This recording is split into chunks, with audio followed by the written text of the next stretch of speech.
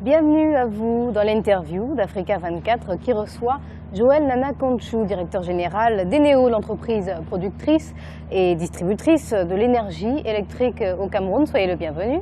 Merci. Alors vous avez sur cette table des questions qui vous sont adressées et que vous allez devoir lire à haute voix avant d'y répondre. Je vous en prie, découvrez la première. Alors, la première question. Oui. Comment se porte Eneo? Ce que je dirais, c'est que Eneo se porte de mieux en mieux.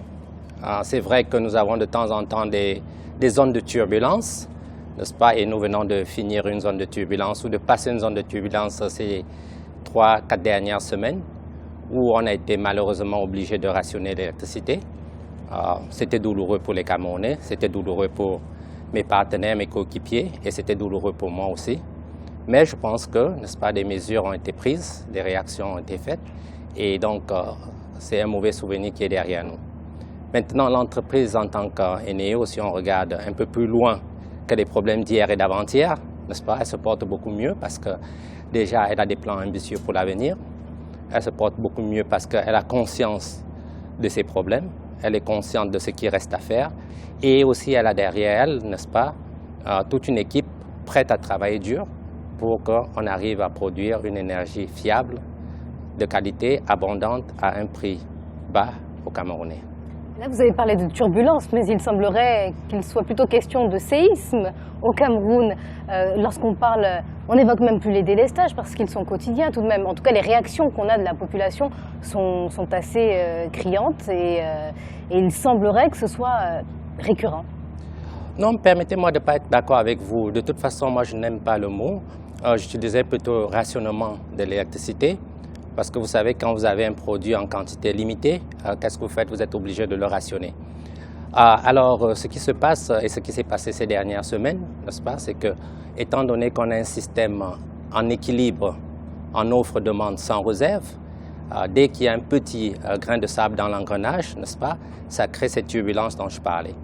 Et aujourd'hui, n'est-ce pas, on a eu des problèmes avec une centrale qui devait démarrer, qui a pris un peu de temps parce qu'il fallait que tous les acteurs s'accordent, l'administration, le gouvernement, le propriétaire de la centrale et Eneo. Mais tout ça s'est arrangé, la centrale a démarré lundi, donc on a 60 MW en plus. Et ensuite, Eneo lui-même, n'est-ce pas, avait prévu de construire d'urgence une centrale à gaz à Lokbaba de 50 MW. On aura ces 50 MW plus les 60, donc 110 MW en plus, donc on sera à l'équilibre. C'est quoi la différence entre délestage et rationnement? Pourquoi vous préférez ce terme, rationnement? Écoutez, le problème, le terme délestage, c'est un terme technique qui veut dire que, n'est-ce pas, on se décharge de certaines choses. C'est pas ce qu'on fait. Ce qu'on fait, c'est qu'on a une certaine quantité d'électricité et qu'on rationne, on le distribue autant qu'on peut à tout le monde. Et je dois dire que ce qu'on essaie de faire cette fois-ci, c'est de le faire d'une manière intelligente, de prévenir les gens pour qu'ils s'organisent, pour qu'ils sachent ce qu'ils ont à faire, n'est-ce pas, et pour qu'ils ne soient pas surpris, et pour minimiser les effets. Nous le regrettons, mais la situation électrique du Cameroun, n'est-ce pas, laisse la possibilité de voir ce genre d'événement arriver, mais nous travaillons dur, n'est-ce pas, pour les minimiser, pour qu'ils arrivent le moins possible. Pourquoi il y a des déséquilibres entre parfois les quartiers même, ou les communes plus huppées qui ont plus accès à l'électricité que les communes les moins nanties? Non, je n'ai pas ces statistiques-là. Ah bon? Non, je n'ai pas ces statistiques. C'est tout juste un problème de dispatch, n'est-ce pas? C'est tout juste une question de savoir qui consomme plus d'électricité et donc de réduire en fonction de ce qui est disponible. Ça n'a rien à voir avec les plus nantis et les moins nantis. Ah bon? Parce que ce qu'on entend, notamment dans cette ville, à Douala, c'est que parfois, dans les quartiers défavorisés, il peut arriver qu'on ait en une journée, c'est-à-dire 24 heures, 20 heures sans électricité, puis 2 avec électricité. Vous confirmez ça ou non? Non, écoutez, on entend beaucoup de choses. On entend beaucoup de choses, n'est-ce pas? Et je sais que 5 minutes sans électricité, c'est déjà un désagrément. Et peut-être pour certaines personnes, 5 minutes ou 1 heure ou 2 heures ou 3 heures peuvent paraître comme 20 heures, n'est-ce pas? Selon vous, il n'y a personne au Cameroun, on ne subit pas des délestages pendant 20 heures consécutives régulièrement? Non, alors ce que je dirais, c'est qu'on ne subit pas des rationnements d'électricité pendant 20 heures successives au Cameroun. Maintenant, il se passe qu'il y a des quartiers où il y a des pannes dans le réseau et que ces pannes-là ne sont pas réparées au bout de 36 heures, 48 heures peut-être, parfois, n'est-ce pas, ce qui est regrettable, pour des raisons techniques, pour des raisons variées et diverses. Mais ce n'est pas dans le cadre du rationnement de l'électricité, non. Le rationnement suit un plan rigoureux, publié en avance. Publié en avance, donc on peut savoir exactement à quel moment l'électricité va être coupée. Exactement, tous les quartiers sont informés par voie radio, télévision, des horaires auxquels ils n'auront pas d'électricité. Et d'où vient on a parlé d'équilibre, mais c'est plutôt un déséquilibre entre l'offre et la demande, en réalité. Puisqu'on suppose que les demandes d'aujourd'hui ont dû être anticipées de par le passé. Oui, les demandes ont dû être anticipées. Il se passe maintenant que erreur de planification, une économie peut-être qui a grandi un peu plus vite qu'on avait prévu, n'est-ce pas? Il y a plusieurs paramètres qui amènent à cette solution-là. Tout ce qu'il faut faire maintenant, c'est de dire on est dans cette situation, qu'est-ce qu'on fait pour avancer? N'est-ce pas? Moi, je ne veux pas je ne m'inscris pas dans analyser le passé et juger les gens qui étaient là avant moi ou qui n'étaient pas là avant moi. Mais il est important de connaître le milieu dans lequel on était dans le passé pour pouvoir justement surmonter ces difficultés. Non, mais je comprends votre point de vue, mais mon point de vue, c'est de comprendre ce qui se passe aujourd'hui, essayer d'avoir une étude fine, de savoir ce qui va se passer demain et se mettre dans des conditions optimum pour que demain, tout se passe bien. Mais si déjà on n'arrive pas à résoudre les problèmes d'aujourd'hui, est-ce qu'on peut déjà penser à ceux de demain? Évidemment, évidemment. Parce que si on résout rien que les problèmes d'aujourd'hui, on ne prend pas soin des problèmes de demain. N'est-ce pas? Ça se fait, on travaille à court, moyen et long terme. Et puis aussi à terme immédiat, évidemment. Mais on ne se situe pas essentiellement dans l'urgence, non. Sur le plan électrique, sur le plan de l'électricité, on a fait des progrès. On a vu l'offre augmenter, la demande augmente de 7 à 8% par an. Et on a quand même pu accompagner cette demande en électricité. Question suivante, s'il vous plaît. La deuxième question. 2015 serait-elle une année obscure pour les Camerounais? C'est bien sûr un jeu de mots, mais non, non, 2015 ne serait pas une année obscure pour les Camerounais. Je crois que 2015, déjà ce qu'on voit en 2015, c'est une année meilleure que 2014 et que les années antécédentes. Pour l'instant. N'est-ce pas? Et oui, ça fait qu'un mois et toutes les mesures qu'on est en train de mettre en place sont faites pour s'assurer que 2015 soit un nouveau départ, n'est-ce pas, pour l'électricité au Cameroun. Donc concrètement? Donc moi, je ne pense pas que 2015 sera une année obscure. Je suis plutôt optimiste en voyant comment les employés des NEO se mettent au travail dur. Je vois les investissements qu'on est en train de faire.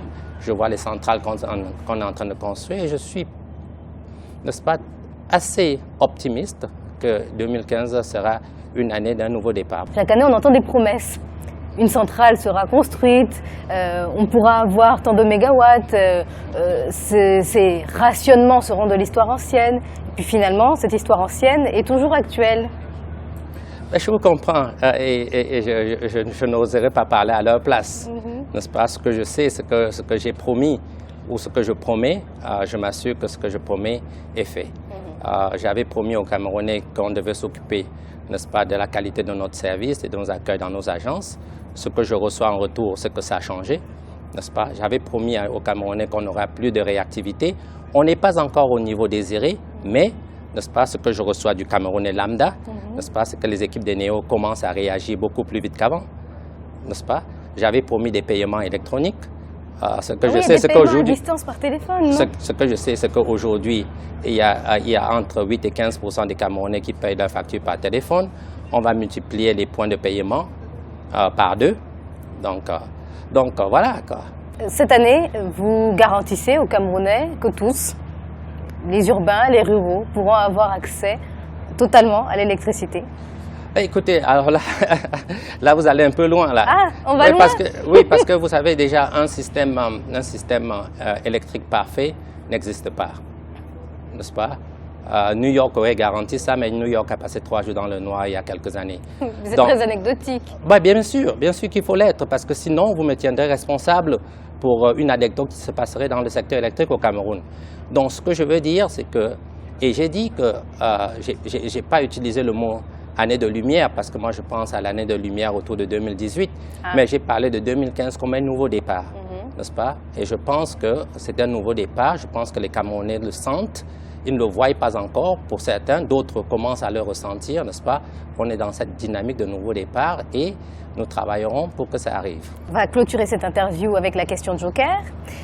Comment vit-on le fait d'être directeur d'une entreprise qui est, on peut le dire sans être péjoratif, fustigée, que ce soit dans la presse, dans les médias camerounais? Comment vous le vivez? Comment vous essayez de changer cette donne? Écoutez, si j'avais pris ce job pour un concours de beauté ou de popularité, je ne l'aurais pas pris.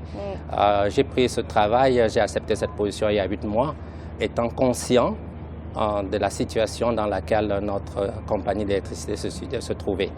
Et donc, mon engagement, c'était de l'améliorer et de la redresser. Aujourd'hui, au bout de 6 mois, n'est-ce pas, nous mesurons concrètement à l'intérieur des progrès qui ont été faits. Donc, je vis plutôt avec une certaine fierté.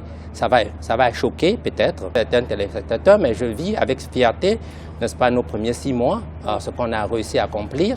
Et j'ai beaucoup d'espoir pour les années à venir parce que je crois qu'on est résolument tourné dans la bonne direction et que dans quelques années, n'est-ce pas, ce sera que des mauvais souvenirs pour nous. Vous êtes persuadé que vous pourrez relever ce défi? Je suis plus que persuadé, je suis convaincu, je suis sûr qu'avec l'équipe, nous relèverons ce défi. Il n'y a aucun doute dans mon esprit. C'est tout ce qu'on peut souhaiter en tout cas aux Camerounais. Merci d'avoir accepté de répondre à ces questions, Joël Nana Concho. Je vous remercie. On rappelle que vous êtes directeur général d'Eneo. Merci à vous également, chers téléspectateurs. C'était l'interview d'Africa 24. À bientôt.